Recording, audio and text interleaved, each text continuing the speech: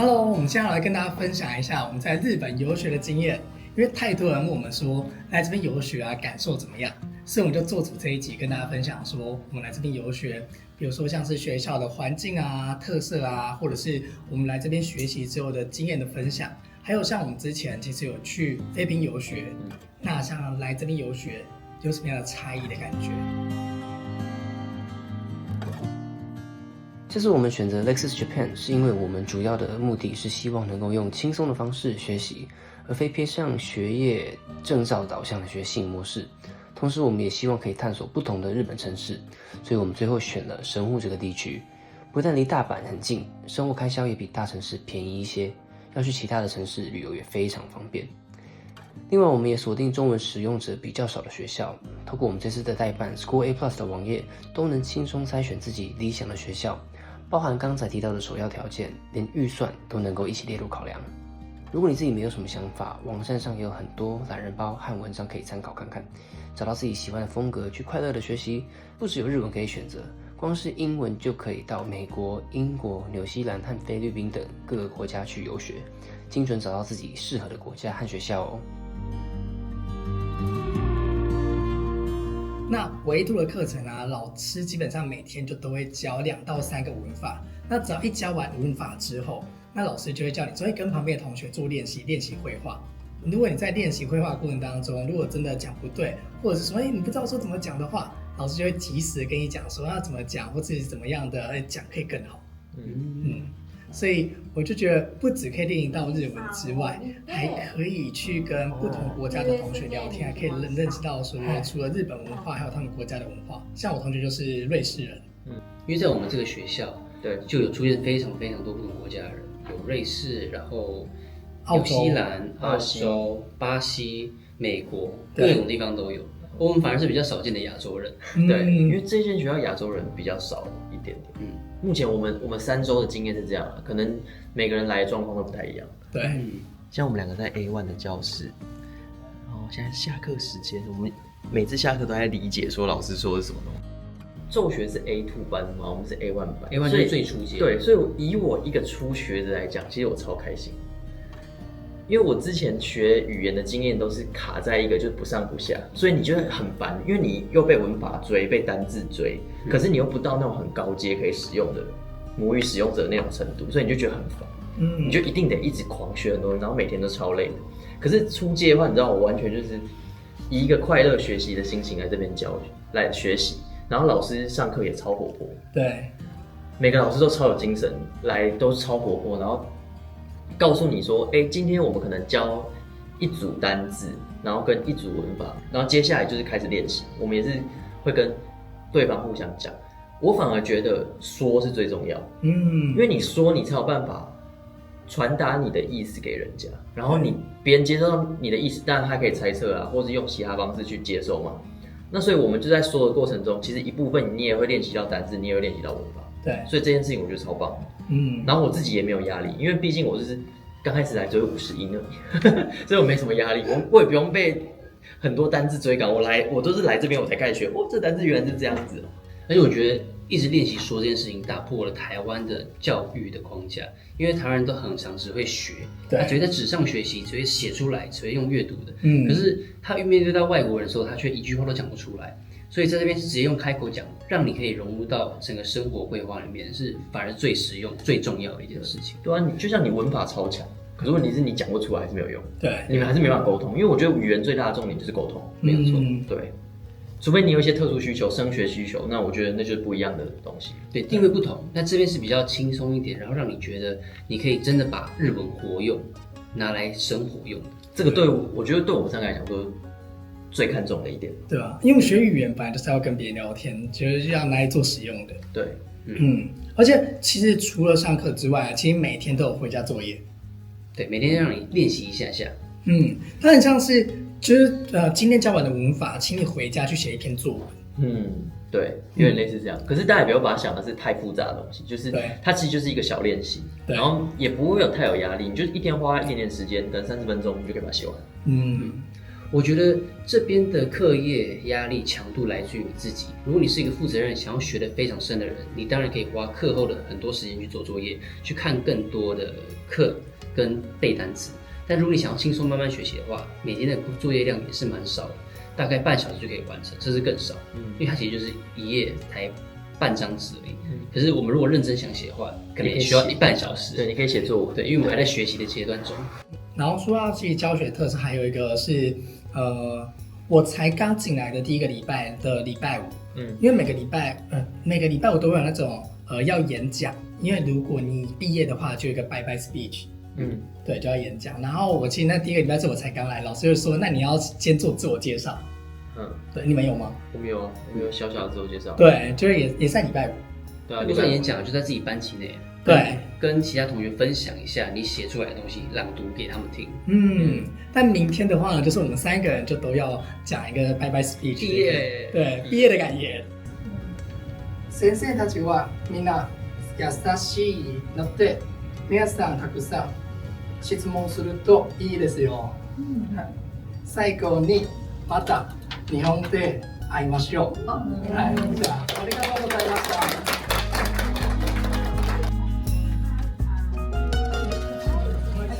3週過好快，對，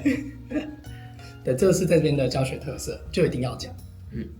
另外再提到這個學校的部分，我覺得他們都是小班制的，所以你可以跟老師口說的練習非常多，甚至有時候同學剛好都走了，只剩下你一個或是2個學生的話，你可以大量跟老師聊天，因為我們反而會進步的非常非常快。我們剛好遇到的是新年之後，然後一批學生畢業。所以我下午就只要我們2個在上課，所以我們2個口說的時間就超多了，就一直跟一個多小時都在口說，沒有錯。所以這點很棒，我覺得這點很棒，就是你的教學品質就會變得是類似於1對1教學，對，變得更高級的感覺，對，更高級的感覺，這點超棒。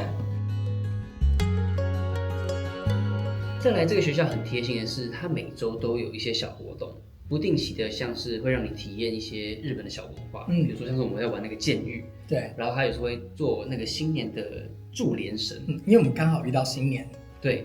或者是他在有一天課後的活動是教我們一些日本新年會吃的小吃，然後這些小吃個別代表什麼意思的，祝賀意思，對，所以你會從課後的活動慢慢學習到日本有哪些特殊的文化，進而更了解這個國家跟它的語言的意義，而且在聖誕節的時候，他們有日本的學生來這邊帶活動。哦，對，有這種活動。然後我們就全部的學生就跟日本的學生就一起玩，然後他要帶一些團康活動、團康遊戲一起玩，對，會一起交流。你後來會發覺學語言到最後很重要的是你要先懂人家的文化，你才有辦法真正的理解這個國家還有這個語言的運行方式怎麼樣。因為比如說像我們台中文就沒有什麼敬語，可是如果日本有的話，你就知道說，這個文化習俗是其來有自，這點能理解別人的文化，我覺得是最棒的。再介紹一下這邊的學校環境。首先，這邊的環境，這個位置完全是無可挑剔的完美，因為這邊就是市中心之外，它交通旁邊有非常多的車站，你可以到 JR， 你也有新幹線，然後附近就是完全非常充足的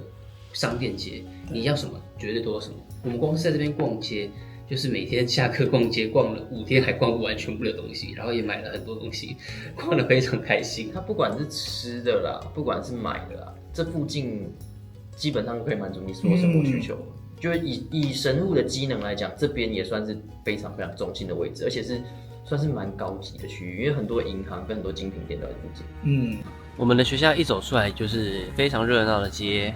這邊就是有很多商店，還有百貨等等的。然後這條旁邊就是一個商店街，所以裡面有非常多吃的，這個機能都很好。然後包含一些神戶的著名景點也都在這個附近。對，所以下課之後有非常多時間可以去探索這個城市。再來，如果你是長期在這邊學習的話，你也可以花剩下的課後時間去其他城市旅遊，因為神戶附近就是大阪，或是其他城市都可以透過新幹線或 JR 到達。你可以隨便來一個很愜意的1日遊、半日遊，然後隔天再回來，或是當天回來也可以。其實就是週末的時候，週末放假2-3天那一種，禮拜5你就去一個大阪、京都，或者是你要排遠一點去東京，其實也都很方便，新幹線2個小時、3個小時就到了。對，甚至你要當天來回大阪都可以，因為只要半小時就到。對，另外剛剛說的這個點非常方便之外呢，我覺得這邊的教室很寬敞之外，採光也很好。你可以看到每一天天氣都很好，你在教室裡面學習的時候，心情就會蠻好，精神也会蠻好的，比較不會想睡覺。像玻璃都好乾淨哦，這一點好舒服哦。我覺得我發覺有充足的陽光，的確可以幫助人，真的比較不會那麼想睡覺。對啊，所以我覺得每天上課心情都蠻好的。那接下來我們跟大家分享一下我们以前過往的學習經驗，語言學校或者是大學的時候，跟這邊比有什麼樣的差別？你覺得呢？我自己覺得，因為我其實我也不敢講，你知道，老師問我說我學日文學多久，我不敢跟他講我是大學日文系畢業的。這一點真的蠻哈茲卡西，不敢相信日文系畢業在 A2。我跟老師講說我學半年，然後說久之內是老師覺得你好強哦，你是跟他講半年，殊不知是4年。没有，我真的覺得學語言，我以前在台灣日文系學語言，就僅我自己發言，就僅我自己代表，我就說我學不到那種樂趣耶。因為我覺得學語言樂趣就是真的要去練習口說，真的要去跟別人聊天，你才學到那種樂趣。因為我以前在讀大學的時候，我讀過3間大學日文系，对，但是因為同學都是台灣的人。对，所以你在練習，老師可能就學完發也是會叫你去練習。可是練習的時候，你同學不知道你到底講的對不對，你不知道他講的對不對啊？因為老師不會在旁邊聽你講的對不對？沒錯。然後學生如果本身自己沒有熱情在學這個語言，他們就隨便亂講，或者甚至不練習。我們遇到那種沒有熱情的學生，你就無法練習。對，但是以我們台灣就是學生的個性，就是我們只是交差了事，然後叫我們做什麼要做什麼。對，所以就不太會有這種學語言的樂趣。可是在這一邊呢，老師教完語言之後，你就跟着你隔壁的同學，他也是外國人，所以你們除了用日文去溝通，用日文去表達說你想要表達的意思之外，你除了學習到日文，還可以去做到文化交流，去認識到說他們國家的文化，或是歷史，或者他喜歡吃什麼東西。而且你沒辦法作弊，因為他也不會講中文，你們只能用日文溝通，你只能想盡辦法，所以吐出你會的字來溝通交流。所以對于宙學來講，他學的音更多，因為他英文不好，所以他也沒辦法跟外國人溝通。對，我們至少還可以講個英文跟大家講一下，這樣，可是他完全沒辦法，他完全只能用純日文。這位同學打開課本吐血，因為呢，他發現裡面都是在寫英文，他得先看得懂英文才能學日文呢，我要笑死了。而且老師在旁邊，你講不對，老師就直接就跟你講要怎麼講會更好。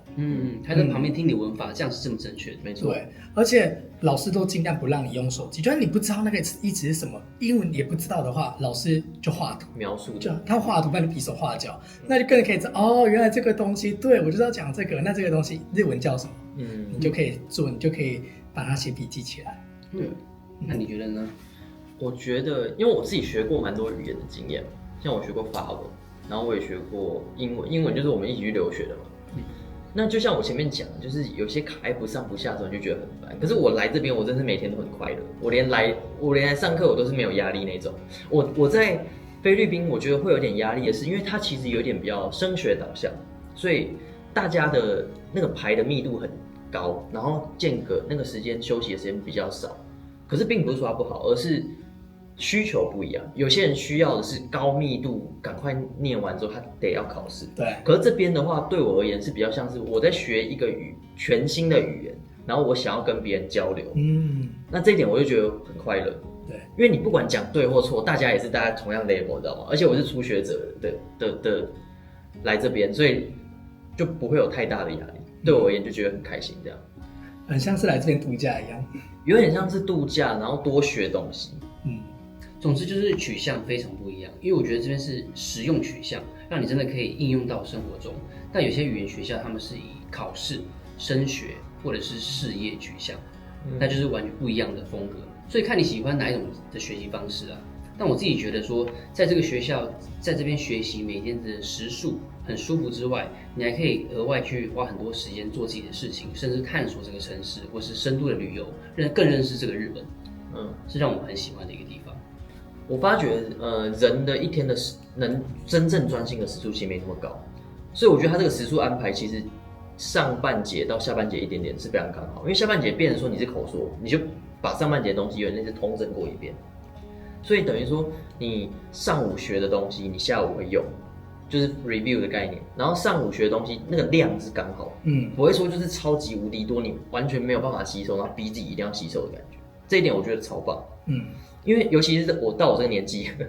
他自己吸收程度已經不像小朋友那麼快了，真的有感覺，會有差異。就是你背單字，你沒有辦法像以前一樣，隨便記就記超多，然後很厲害這樣。你有時候，比如說加這個單字，我是記了到這一周我才知道說加怎麼講，就是還慢慢記起來說，原來是這個意思。因為我之前都沒學過啊，所以完全就是零啊。對。然後我到這邊學完之後，這個意思，所以我現在至少老師講的時候，你至少還可以猜到70-80以上，老師的意思。那我就覺得這種就是很舒服，很棒。